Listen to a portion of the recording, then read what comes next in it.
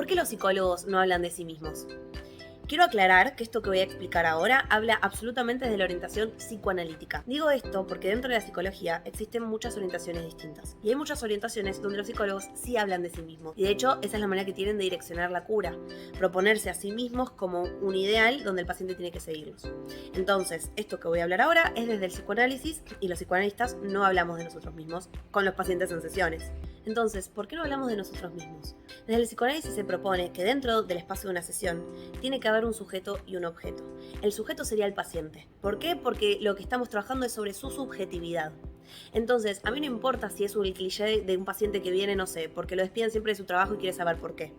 Se trata de ver por qué le pasa a esa persona de que lo despidan siempre de su trabajo. Entonces ustedes me podrían decir, bueno, pero a muchas personas le pasa que lo despidan. Sí, claro que sí. Y habrá que evaluar con cada quien ver qué es lo que les pasa para ser despedidos, porque de alguna manera u otra se hacen despedir.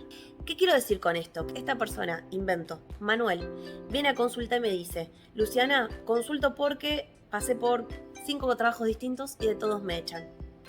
¿Qué pasa? Algo de esto le empieza a hacer ruido, porque una cosa es que te despidan de 1, de 2, ¿no? Pero ya de 5 es raro. Entonces cuando le empezamos a indagar un poco, Manuel me cuenta que también le cortó la novia. Me cuenta que también se peleó con el mejor amigo. Me cuenta que cada vez se siente más solo y más aislado.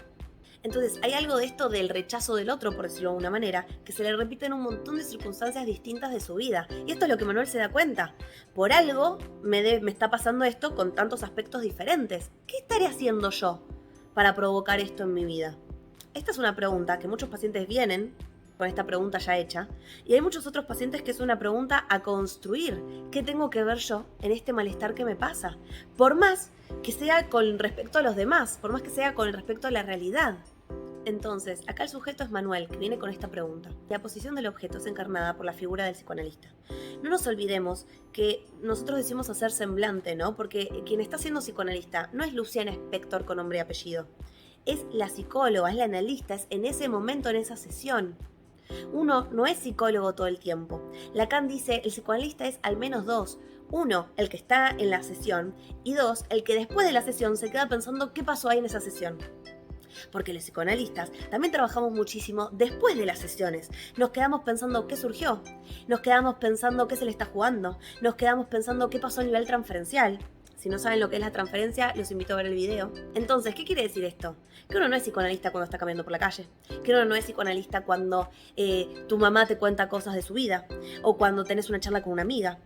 ¿Por qué? Porque en esos momentos somos sujetos, somos personas. Ahí sí soy Luciana, ¿no? Cuando mi amiga me cuenta que cortó con el novio, y bueno, yo ahí me comporto como una amiga, no como una psicóloga. Esto también nos marca un poco la diferencia, y esto lo dije en varios videos, de, bueno, la charla con un analista, los encuentros, las sesiones, no tienen nada que ver con una charla que uno tiene como con un amigo o con una amiga. Son muy diferentes. Y esto también tiene mucho que ver con que no digamos absolutamente nada de nuestras vidas. Porque si ustedes me cuentan, ay, me pasó esto, y yo te digo, ay, ¿sabes que a mí también? Y les pongo a contar lo que a mí me pasó. Entonces, ahí sería yo el sujeto, porque yo estaría hablando de mi subjetividad y lo que me pasó a mí. Y acá la idea, en el espacio de una terapia, es que solo haya un sujeto, y es el paciente. Porque lo que estamos trabajando es qué le pasa a él. Ahora, cuando yo estoy con una amiga, claramente hay un ida y vuelta. Claramente ella me cuenta y yo le cuento. Porque en los vínculos somos 2, ¿no? Los que la idea sería acompañarnos, contarnos y construir juntos. En el espacio de una terapia es uno solo. Y a lo que estamos tratando de trabajar es qué le pasa a esa persona. Que sería así, ¿cómo se construyó en tu vida algo de esto para que, siendo con el ejemplo de Manuel, se haga despedir? ¿Por qué se hace despedir? ¿Para qué se hace despedir? ¿Cuál es el significado de este síntoma? Entonces invento, en el transcurso de las sesiones, si Manuel se pone a hablar y me cuenta un día que en realidad su papá lo abandonó cuando era chico y que a él le hubiera gustado muchísimo que lo despidan, porque se sintió muy abandonado, fue abrupto, fue un día para el otro. Bueno, acá hay algo a nivel significante que tiene que ver con el me hubiera gustado que me despidan y ahora yo me hago despedir por los demás. ¿Ven que el significante que se repite es el mismo aun cuando tiene distintos sentidos? Bueno, esto es algo de que nosotros trabajamos mucho en el psicoanálisis, que es entender que no existe un sentido encapsulado, autoritario y todo. Por ejemplo, es como que yo les diga que Manuel cuando habla de sí mismo se define como el lindo de la familia, el lindo, el lindo, el lindo. Entonces uno podría decir, che, qué bueno tener ese rol en tu familia, ser el lindo de la familia. Ahora, quizás para Manuel esto es muy sufriente y padeciente, porque quizás lo único que él puede ser es el lindo.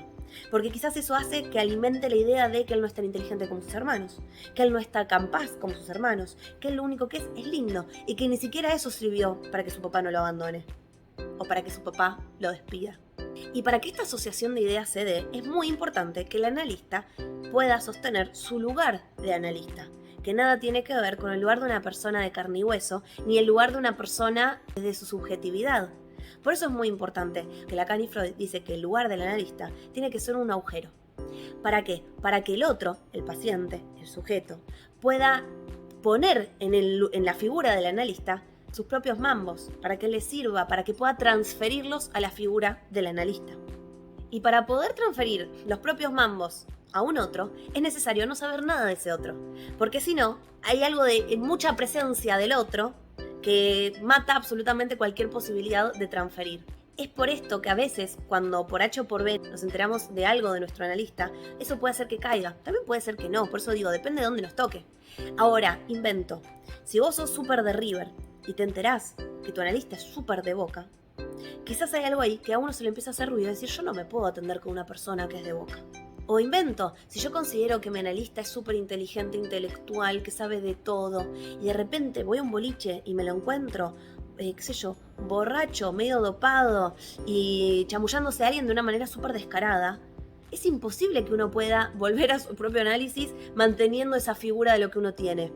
Entonces, acá vuelvo a lo mismo. No se trata de quién es el analista de carne y hueso, qué hace o no hace en su tiempo libre. El tema es quién es en las sesiones, en qué lugar se ubica. Si me permite o no me permite transferir aquello que yo creo. Y muchas veces uno pone a su analista en un lugar del ideal. Y yo lo diría así, el final de análisis tiene que ver con poder desidealizar a ese analista. Soy Luciana Spector, psicóloga con orientación psicoanalítica, y si les gusta el contenido, les pido que se suscriban, que den like y que compartan.